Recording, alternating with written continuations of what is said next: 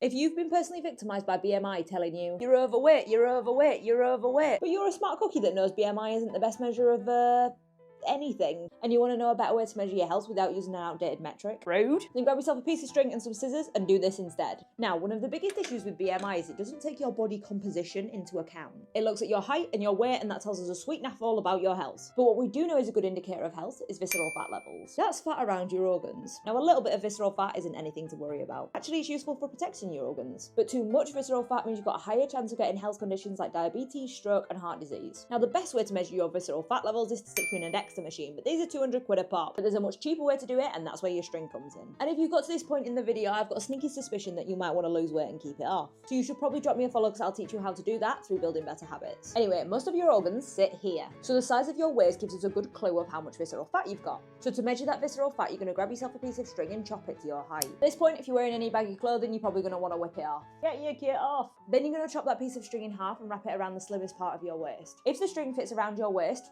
great. And if you've got room to spare, even better. This is your height to waist ratio, where we want your weight to be half your height. If you're not quite there yet, don't worry. You can use this piece of string to measure your progress as you build better habits and reduce that visceral fat.